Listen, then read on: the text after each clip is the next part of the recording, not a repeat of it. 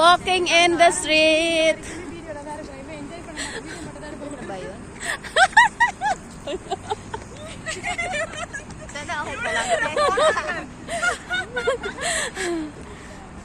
Pinapatawa ko si Sister Ari. Nakainom ka na nang wala pa. Lo, grabe, namumula ako.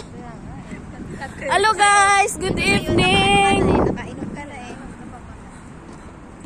Pira, are you sleeping?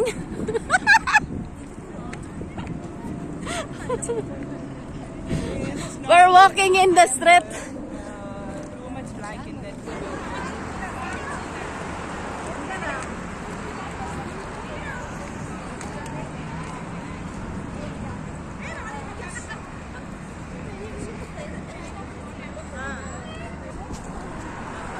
Guys, walking kami dito, guys. O, yung mga kasama ko.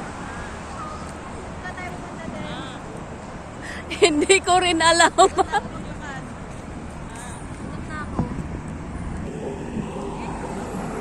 Ay, ang light. Mga pagod na daw sila, guys. Kaya punta na kami ng kainan.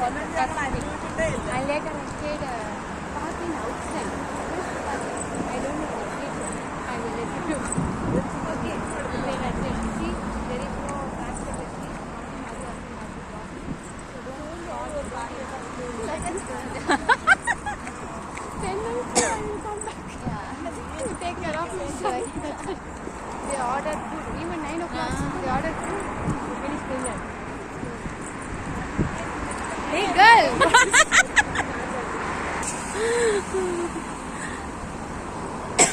Tayo magkanatay? Ha? Tayo magplano? Kaya nga, punta tayo ng beach. Tapos, Beach talaga. Sabi ko, pag magdali ang malapit lang sa kainan. Kasi pagod eh.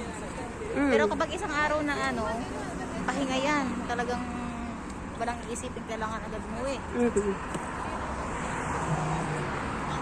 Walking in the moonlight.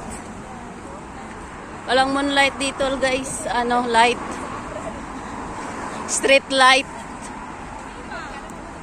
Shout out, guys. Naglalakad kami. Mga gutomers na kami.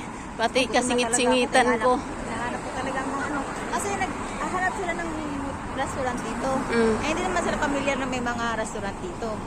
Alam ko dito talaga, magkakatabi ang kainan dyan.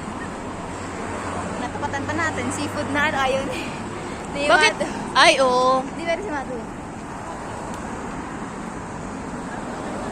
Sabi ko sa'yo.